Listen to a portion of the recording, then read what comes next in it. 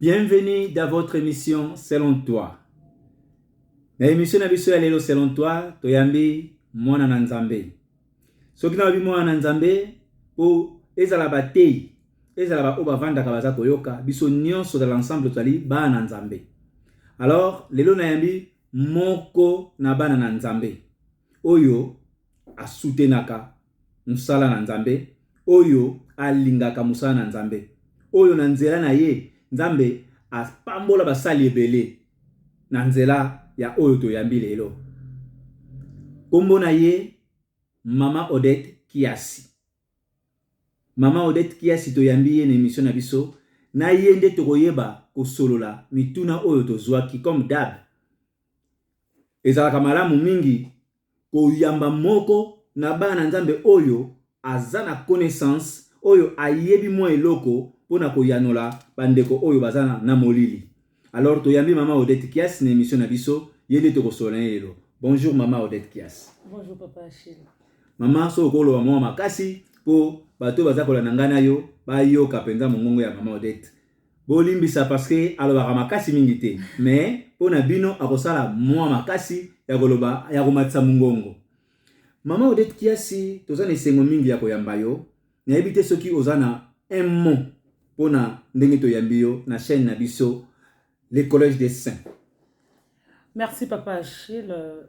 Nazan esengo parce que oyambinga tant que Maman Odette oyo tosekaka na o mikolo nyonso, oyambinga tant que Maman Odette oyo tozwaka temps ebele ya kopartage pe tozwaka temps ebele ya s'exhorter entre tous les deux toyokaka kopartageaka na ngai liloba na Nzambe.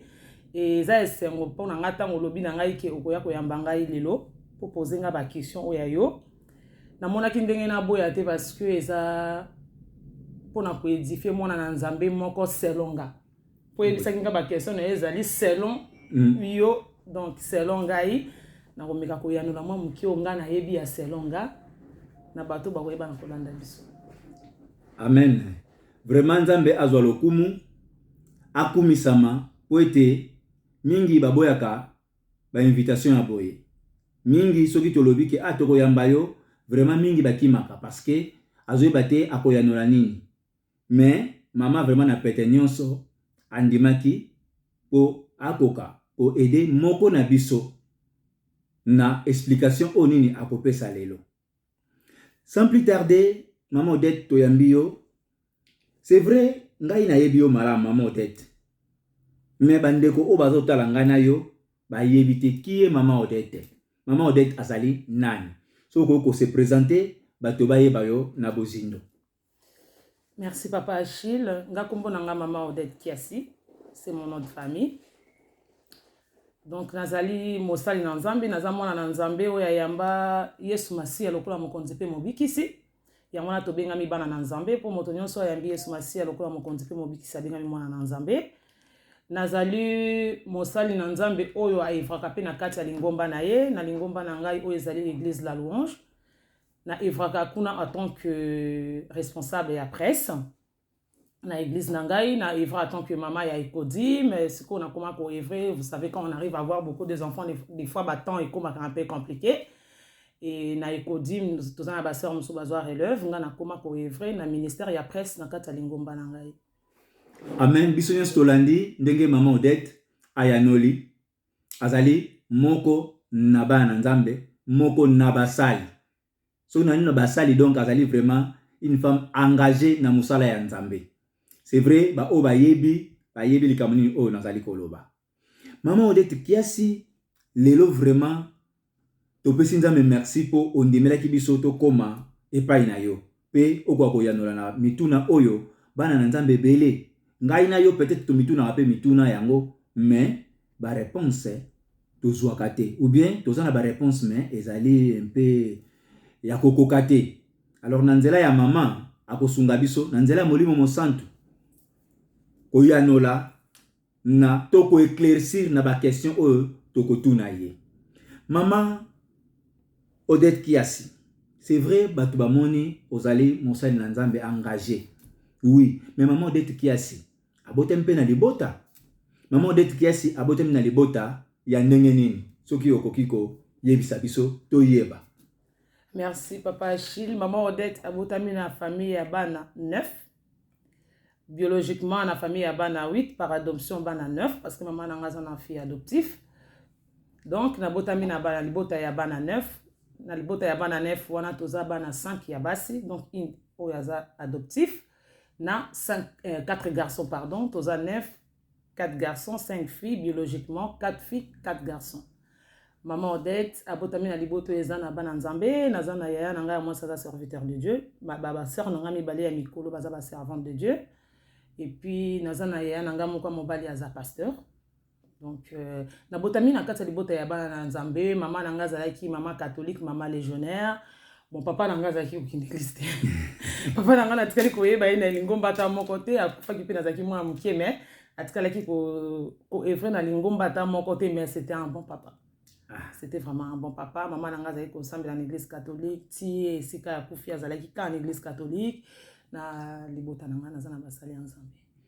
Amen. Tolandi ndenge Maman Odette alobi. Maman Odette libota na mobimba ezali ya basali na nzambe.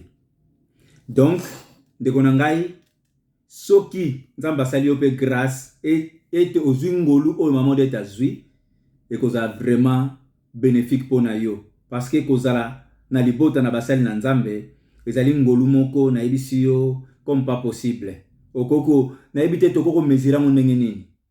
Maman Odette c'est vrai.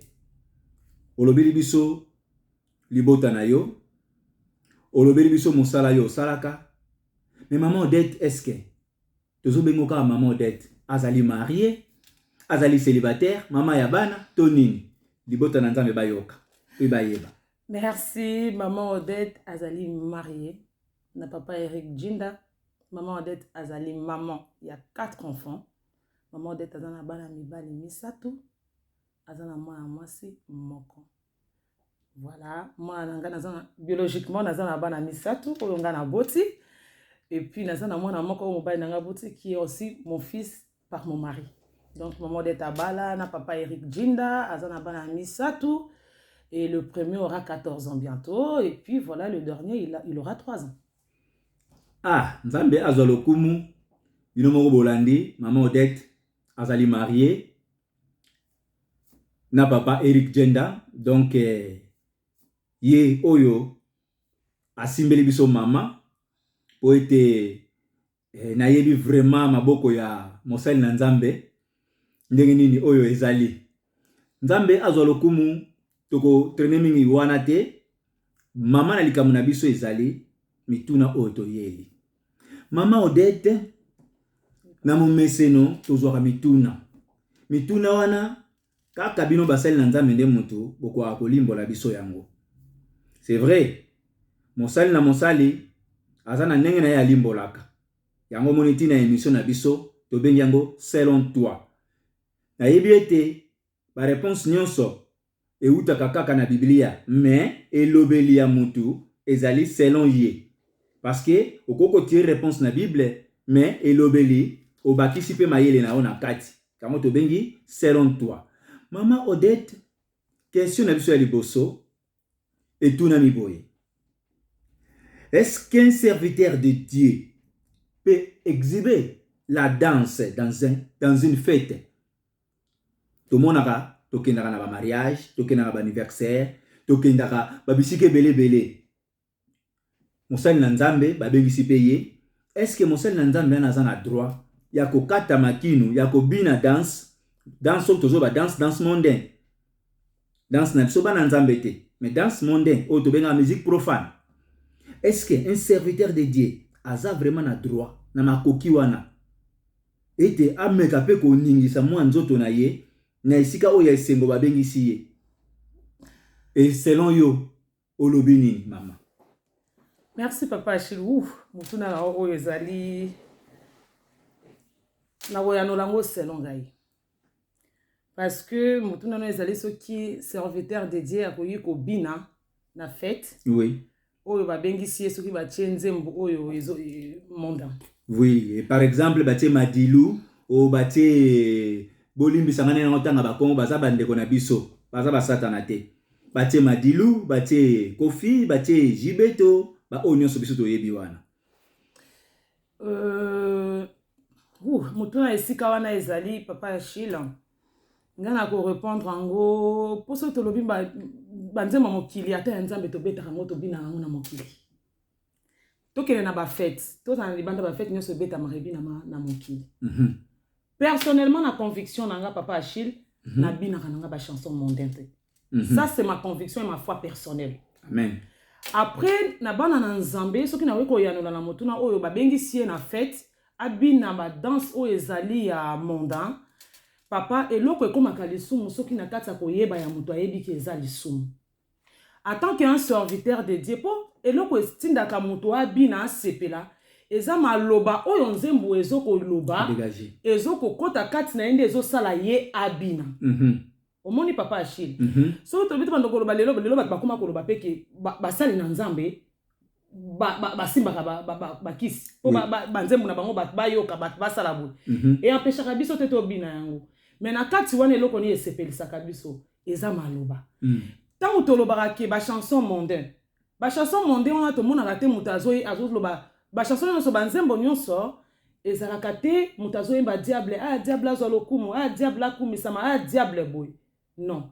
Toyoka ka bazoloba maloba moko na kati wana nde salaka bato oyo balingaka muziki wana babina yango. Biso pa tant que bana na nzambe tozana maloba oyo toyoka na banzembo na biso oyo etindaka biso bana na nzambe tobina. Oui. Tobina. Bon, mwana na nzambe soko akei na fête. Abanda ko bina mabina ya banzembo oyo. Mokili yembelaka biso parce que na ya nzambe na ya mokili na oyo tobengaka ya mokili nyonso yemba melaka biso kati na mokili. Po biso nyonso toza kati na mokili ase. Donc mwana na nzambe soki ozali koyoka ba chanson mondain, ozali ko bina ngo tozo yango na de philosophie papa. Est-ce que mwana na nzambe wana azo comprendre est-ce que message oyo azo yoka wana po etinda ye abina message wana ezoko ezake soto mituna ezoko edifienga na nini soki na conviction ya mutu ponga na conviction na nga parce que o eza selon ngai oui na conviction na ngai maloba ona ko yoka kuna na kati soki ezoko edifienga na ngai na mona ke edifiera nga na eloko te yango etinda kangana epesa na ngonga posa na telema na bina te na telema na bina te. Mais soki na yoki nzembo ya nzambe message na yoki oyebi biso bana na nzambe oyo ayamba Yesu Masi en tant que mokonzi pe mobikisi tozalaka na ba sensibilité moko boye ya makambo ya nzambe soki oyoki yango etikaka biso insensible te. Mwana nzambe oyo ayebi nzambe soki message ata na loyembo ata na mateya soki ezotuta ye na kati etikaka biso insensible te. Yango esalaka joie moko komona ata na l'église na biso soki bazoteya ça te pousse de dire amen. Oui. Ça te pousse de dire alléluia. Tant que le amen, alléluia, ça te dit que eko kisama maloba wana ndenge ezobima. Na bomo na biso parce que ezokota kati na biso par rapport ya message o biso tozoyoka. Message o ezobimela biso na kati ya maloba wana. Na banzembo wana selon nga tant que mwana na nzambe, na conviction na ngai na zoka eloko te na kati wana parce que naza na connaissance ya liloba. Amen. Bible lobi na biso mon peuple périt par manque de connaissance. Na kati ya kozanga koyeba mwana na nzambe azobunga. E basali na nzambe tango tokendaka na ba fête chanson mondain ezobeta yo telemi ozobina peut-être yo na conviction na yo ozomona ke ezali esumu te.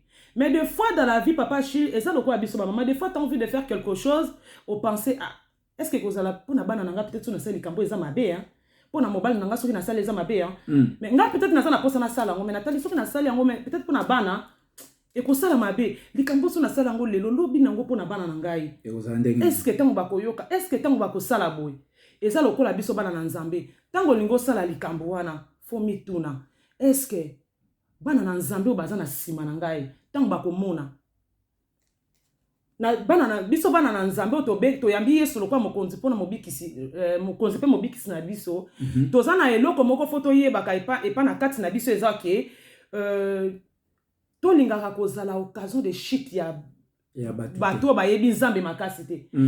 Kobina eza mabe te. Na koloba te ke eza mabe parce que na conviction mutu azobina tango mususu eza mabe te pona ye. Kasi bato oyo yo te akaliloba. Parce que papa Achille photo bossa na te tango tokendanga na kati na mangomba tango to edifiaka bana na nzambe. Papa Achille tout le monde n'est pas chrétien fermé. Mwana nzambo aza fermé. papa Achille lokola ngai parce que motuna lelo bolimbisanga eza selonga mwana na nzambe oyo aza affermi eloko eningisaka na makambo ya nzambe ezalaka te akoki komona mosala na nzambe akwesami lelo ekoningisa ye te nazofongola parenthèse moko rapide mpe na okanga yango papa Achille. Oui. Vous savez, peut-être ça va choquer certaines personnes, mais je vais le dire aujourd'hui au peuple de Dieu. Il y avait la vidéo de Papa Mukuna qui était sortie. Les enfants de Dieu ont critiqué.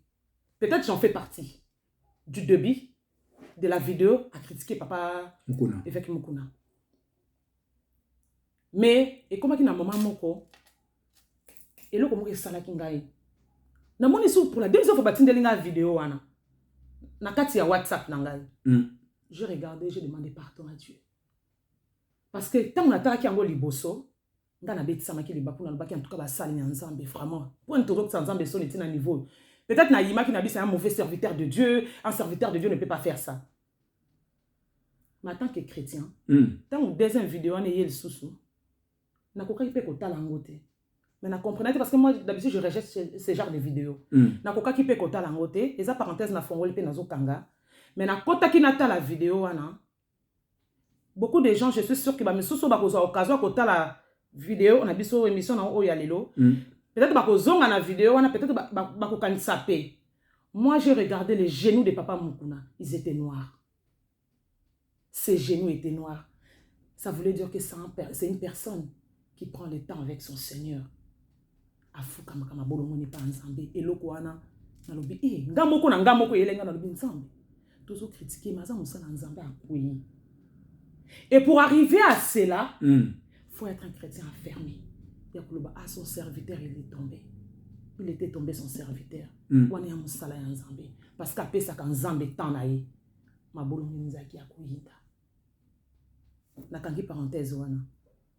Pona ngai mwana na nzambe akoma fête abande ko bina ba danse wana Papa Achille ezoko édifier bana nzambe na nini sentiment ya message ni oyo yoki o e procréer au joana soki osala rango kati na kozanga koyeba que la gloire soit rendue à Dieu parce que son peuple périt par manque de connaissance. Oui. Mais soki osala rango kati na koyeba kotala ka yo moko te parce que sentiment ya loyembe wana ekotaki to lobi te ke banzembo wana nyoso ezala parce que banzembo mosusu mokili eza ba message il y a des messages ba pesa ka ba message to lobi kaka te ke eza ba nina mokili mais yango na lobi Papa Achille sentiment ya mutu nde salié à bina yango mais en soi maman to kati yote en soi eza na mabete moto soki abini parce que soki na motuno etunami pambate po mosali na nzambe moko ya monene pe otozaki ne awa na Paris mais na minute oza na Kinshasa et pasteur Chatumba abinaki série moko boye akendaki na fête abini mais ebimisaki polémique moko na yebite ndeni toko lobelango or azali mosali ya liboso te abina na fête po ngai na yebi o ngamoko na mona na misu nanga ebele. Mais tango kaka mosali wana atelemaki abini na yebisi yo écrit ba polémique yango mitune yaki soki ekozali mabe to malamu mais maman Odette selon ye azo koba kolimbola yango mama eza mabe to mabe te yango na lobi papa eza mabe pe mabe te na deux volets on a lobi eza oyebi eloko ezaka lisumu soki mutu azosala ngo kati na lisumu na kati ya connaissance ya koyeba eza mabe mwana nzambe oyo akolanda ngai oyo aza na kati ya koyeba po na ye eza mabe ndenge ngai po na ngai eza mabe na bina kango te po ngai na sala yango eza mabe po na nga na sens que e procuraka ngai eloko te mwana na nzambe oyo amoni po na ye eza mabe te akoba na komona yango mabe te mokolo nzambe pe kati na ye akokoma na koyeba ke po na nga eza mabe papa eloko nyonso ekomaka mabe kolia oyo eza mabe soko eleki eloko ekomaka mabe soki na kati ya conviction ya mutu ayebi ke nga na koloba eza mabe selon ngai mwana nzambe naza kati na koyeba liloba na nzambe oyo nazo comprendre ke ezokopesa nga sentiment ya eloko te na moni yango mabe oyo azomona ke po na ye eza mabe te eza mabe te Papa Achille po azosala yango ekomaka lisumu ngai soki nasala yango eza lisumu po ngai nasi nazwa yango lisumu eloko ekomaka lisumu soki ozwi yango lisumu ngai lokola na zwa yango lisumu soki bomoni nga nazosala yango sadi nazosala lisumu kati na koyeba eza lisumu kati na koyeba te po ngai nasala yango lisumu yango wana nabinaka yango te mutu oyo asalaka yango kati na lisumu te papa eza lisumu te wana eza mpo na ngai parce que azosala yango kati na koloba eza lisumu te mosala nzambe oyo asalaki bongo eza likambo ye na nzambe na ye amen parce que na kati wana bana nzambe oyo bazalaki ya kokola makasi te kati na liloba nzambe abungisa parce que lelo eza na nga naza na baninga mosusu bayaka kobondela nzambe te parce que bayokaka ya bapaster ebele parce que ntango bazalaki kati na nzambe bakomaki nano afermi te lokola bazalaki afermi te ntango eningani na mopepe ntango ezoningana anga na koya so l'église wana te bapaster na bino mais okomona bana na nzambe yango bato mosusu bakamwaka ata paster asali likambo bango nyonso bazokobaka kokende église parce que bayebi bakendaka kosala nini papa si so tolandi bapaster na biso nyonso lelo tokovanda na bandako ata bible oyo totanga yango te amen tokovanda na bandako biso nyonso déjà tozalaka biso moko bapaster ya bandako na biso moko donc tokokoma ba vrai pasteur ba cellule nyonso ekangi po tokoluka parfait papa si le parfait n'existe pas amen ezata ya muto zo ko accorder na maloba nzambe bible lobi nul n'est parfait personne n'est saint nul n'est parfait ce que tokomi koluka ba parfait tokobondela te donc pour la réponse na ngai na motuna wana yango wana biso nyonso tolandi selon maman Odette ndenge ayanoli vraiment na bozindo ameki kotalisa biso na yebi te soki yo comprendre te mais azalaki benda clair na explication na ye ke moto oyo dès le départ azoyeba ke eloko nazosala eza mabe soki yo ozwi yango déjà ke eza mabe kosala te eza mabe mais soki yo ozwi yango oyebi no te ke eza mabe olobi ke bon mpo na ngai eza na mabe te la eza nango mpe mabe te wana selon maman Odette ndenge ayanoli biso tokobi na motuna ya mibale ezali nini ndeko na ngai totangi motuna ya mibale batuni biso babi une femme quand on dit une femme donc une femme mariée une femme est censée d'obéir à son mari ou à son pasteur pourquoi motuna netunami parce que tout le monde a basi mingi azo désobéir na ndako na ye azo tela mobile na ye mutu makasi mais oyo nyonso pasteur akoloba eza oui et amen po na ye même soki eza likambo ya kotosa te même soki eza likambo malamu te ye eza oui et amen yango bamitune yaki ebele bamibali babengi babi papa yo mutu okomi kolobela makambo mikolo oyo mekana nokotuna biso motuna yango parce que tozomona basi na biso bazotosa biso te bazotosa ba pasteur bon tuna nanu soki basi yango baza censé ya kotosa ba pasteur to baza censé ya kotosa mibali na bango maman Odette yo poza mwasi libala vraiment ndenge onga na yebeli yo motuna etunami etant que mwasi ya libala oza na ndako na yo na papa na bana awa papa paza na ba ordre na pesaka yo papa paza na makambo na ye ota mususu alobi boye est-ce que mwasi esengeli na tosa mobali na ye na ndako ou bien tosa pasteur na ye malobo mboka yo mama merci papa Chico na motuna question oyo na okende nango mulai pe mulai te en même temps donc peut-être donc non moins mulai que réponse na ngai ya liboso na kozala bref na question parce que biso ba maman to bossa na kebele biso ba maman vraiment papa je vais m'adresser aux mamans parce que je suis maman na kosepela pe notala ka bango tango zoloba po réponse esengeli na bino ba maman boyo eza ya biso ba maman je vais m'adresser aux mamans et na ko adresser na ba maman oyo bayebi maman Odette ba comprendre makambo na zoloba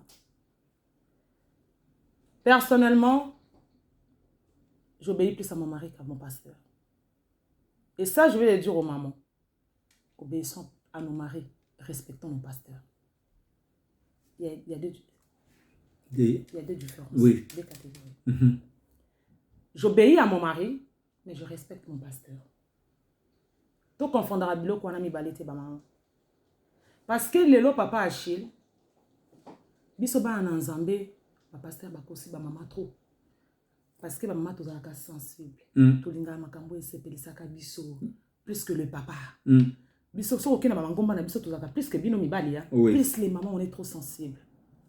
En général, je suis en train de parler et ça que biso ba maman est belé, to comme ça ba pasteur ba Nzambe. To comme ba fanatique ba pasteur ko leka za fanatique Yesu.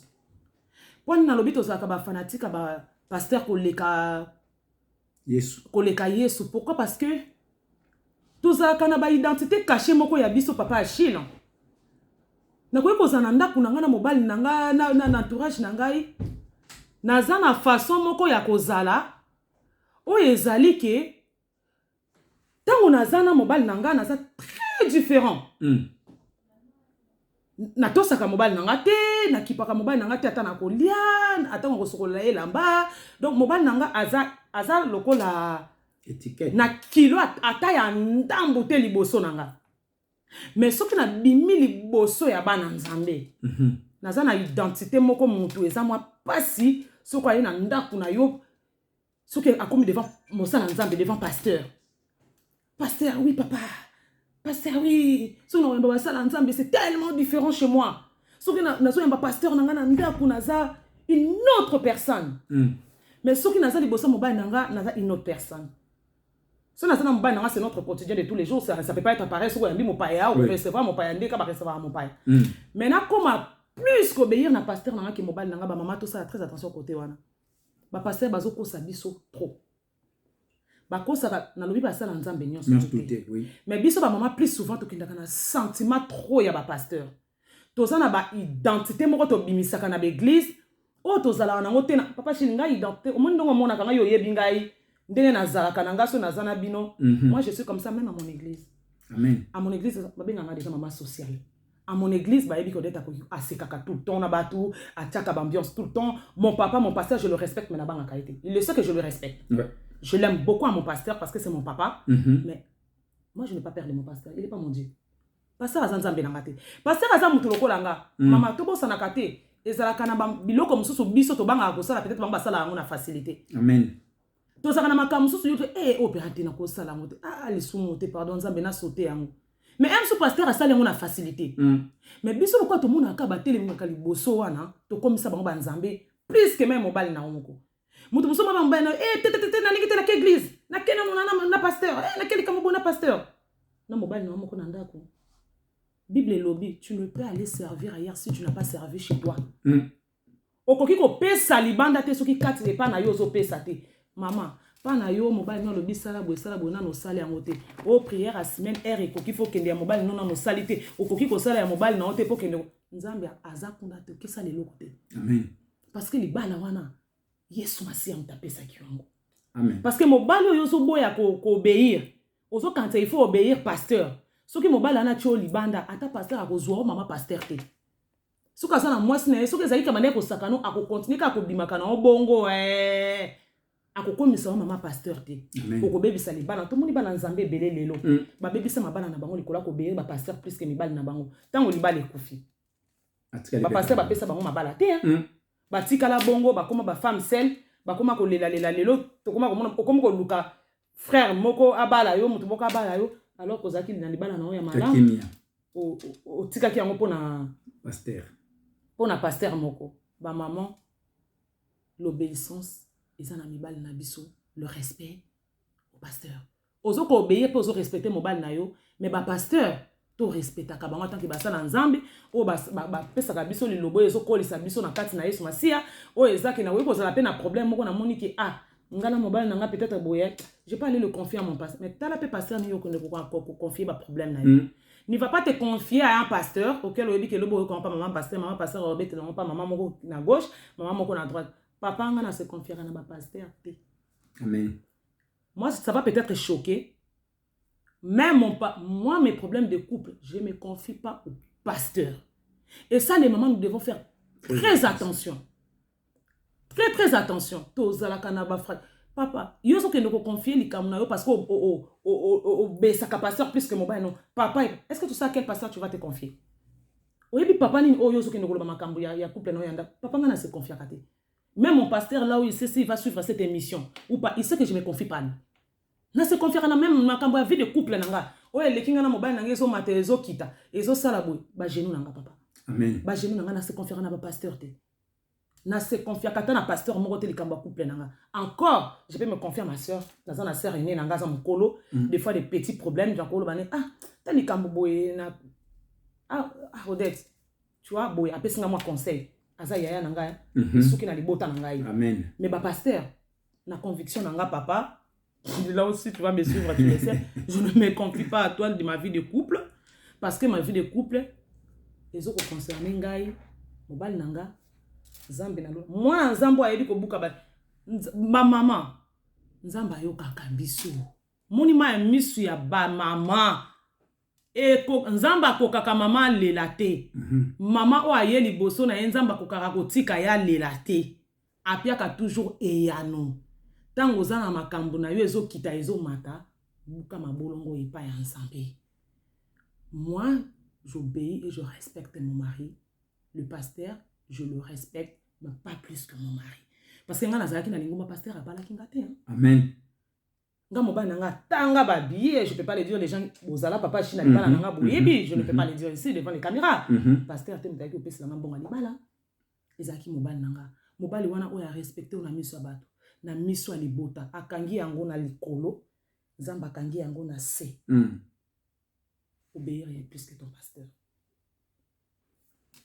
Parce que Bible lobby, le mari est le chef de la famille. Amen. Ça c'est la Bible qui nous le dit. Donc moi j'obéis plus à mon mari qu'à mon pasteur. Nzambe azwa lokumu. Tolandi biso nyonso mama Odette nenga limboli selon ye. Nenga limboli yango pena na pete nyonso. Teko na ngai yo oyo o respectaka to obéissaka pasteur na yo plus que ton mari. Meka ko changer. Meka ko ça la part des choses. Pasteur azali pasteur, mais mobali na yo azali mobali na yo. Mobali na yo yende mutu boko partager na ye nyonso. Yende mutu, donc mobali na yo est égal à yo, mais pasteur est égal à yo te. Alors côté wana penza bofungoli matoyi boyoki ndenge mama alimboli yango. Mama to suki wana te mitune za kokoba. Motuna na biso mususu ye. Parce que bana na nzambe baza na mitune ebele ya kotuna, mais kokende directement pa ba pasteur, kokende directement pa ya basto ba yebi bana mwa connaissance ebele po ba kwa kotuna bango baza ne na temps wana te. Ba délégué ngai balobi bon yo lokolo zu charge wana tunela ka biso bango bato baza na mwa mayele, bango bato baza na mwa connaissance ba kwa kolimbola biso poto yeba.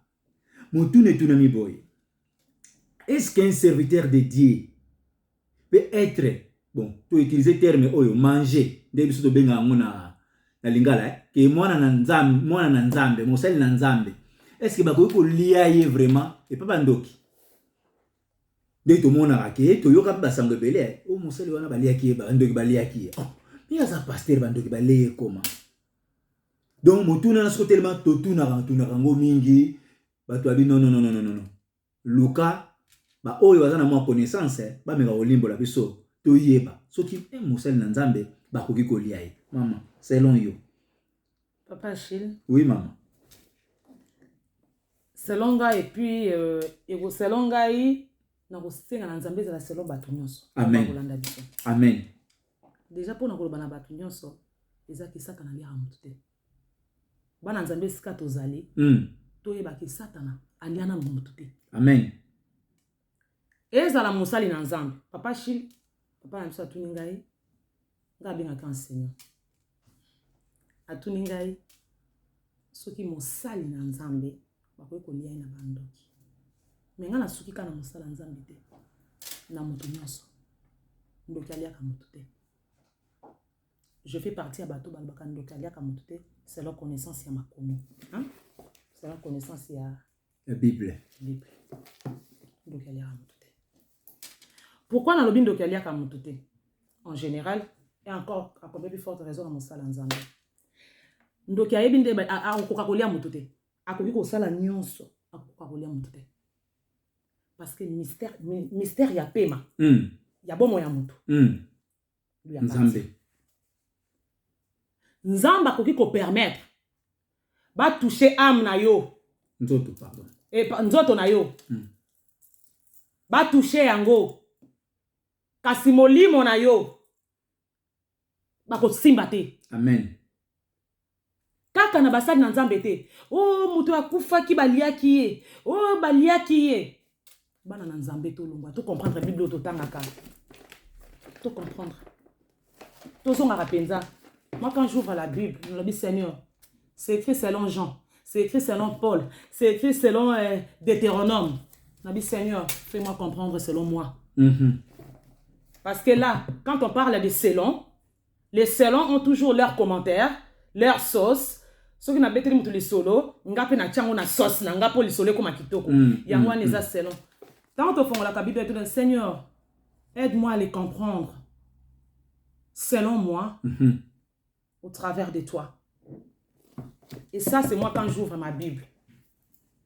Parce que selon ils ont un commentaire. Mais où ils ont un commentaire, ils ont un Nzambe. Amen.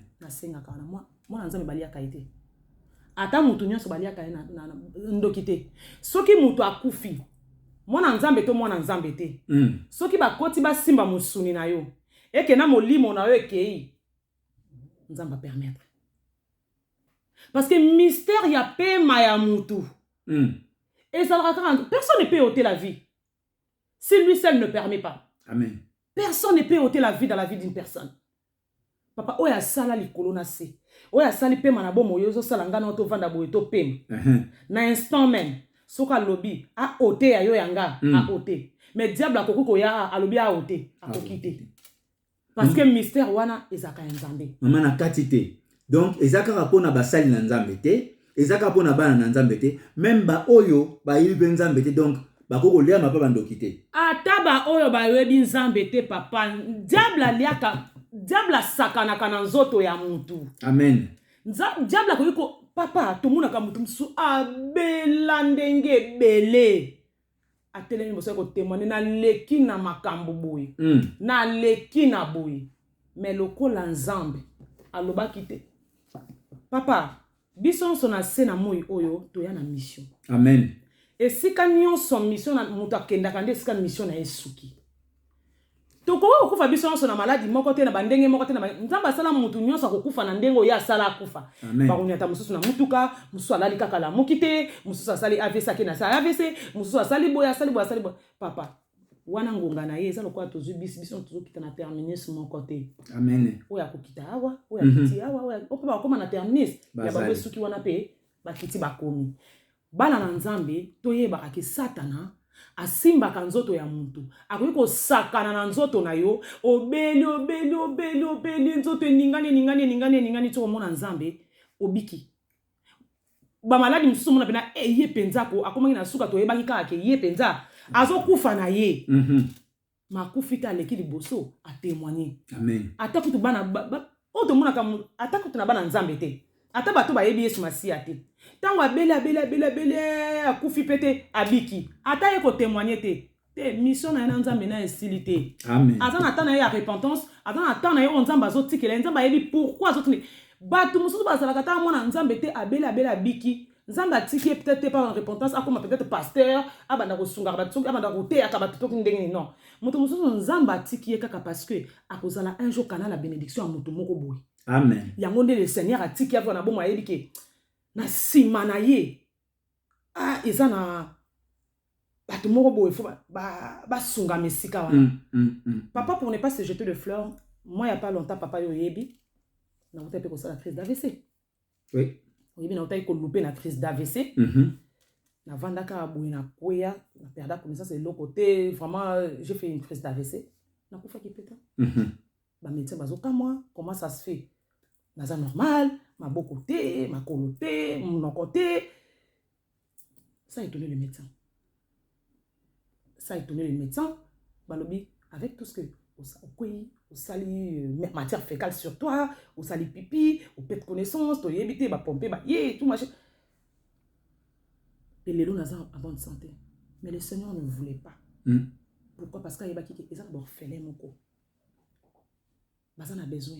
Na canal na ye. De basungamaka. Nzambe peut-être abiki sa kinga kaka pona ngai na bana na ngati.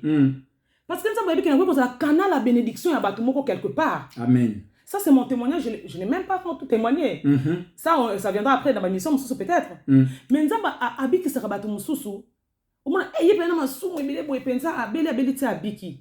Te aza canal sur sa bénédiction ya lobby ya mutu moko songolo. Aza sur sa bénédiction na canal na ye mutu moko ko leka